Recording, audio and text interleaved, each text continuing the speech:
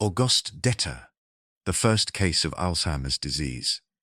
Imagine slowly forgetting the names of people you love, losing track of time, becoming confused by everyday tasks that once felt simple and familiar. This was the experience of Auguste Deter, the woman whose illness would lead to the discovery of Alzheimer's disease. Auguste Deter was born in 1850 in Germany. For much of her life, she lived normally, with no signs that anything was wrong. But in her early 50s, her family began to notice worrying changes. Her memory was failing. She became confused, distressed, and increasingly unable to manage daily life.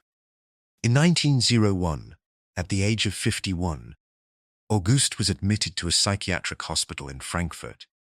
At the time, this was highly unusual. Severe memory loss was expected in very old age, not in someone still relatively young. Doctors observed that Auguste forgot recent events almost immediately.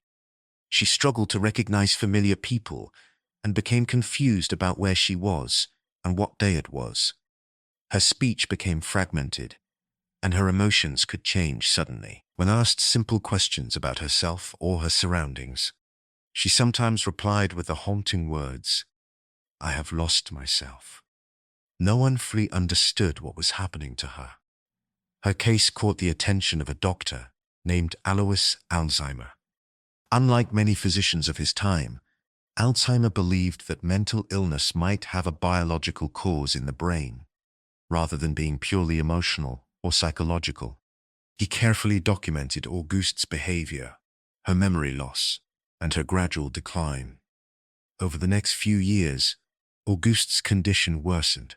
She became increasingly confused and dependent on care, eventually losing the ability to function independently. In 1906, she died at the age of 55. After her death, Alois Alzheimer examined Auguste Deter's brain under a microscope. What he discovered was groundbreaking. He found unusual clumps of protein between brain cells, now known as amyloid plaques, and twisted fibers inside brain cells, called neurofibrillary tangles. These abnormalities had never been clearly described before. Later that same year, Alzheimer presented his findings at a medical conference. By 1910, the condition was officially named Alzheimer's disease in his honor. Auguste Deter's case changed medicine forever. Before her illness was understood, severe memory loss was often dismissed as normal aging or simply labeled as madness. Their case showed that profound memory loss could be caused by physical changes in the brain, and that cognitive decline could be studied scientifically.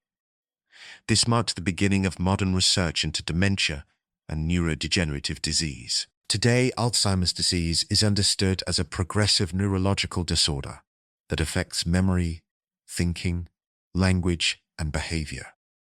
Millions of people around the world now live with this condition, and ongoing research continues to build on the foundations laid by Auguste Deter's case.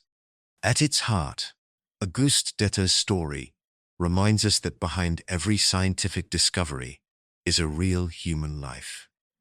Her confusion, fear, and suffering helped doctors understand that memory loss is not a personal failure. It is a disease of the brain. So the next time you hear about Alzheimer's disease, remember this. It began with one woman in 1901, carefully listened to by one doctor. And through her story, psychology and medicine took a crucial step toward understanding memory, identity, and the aging brain. If you enjoyed our channel, please click subscribe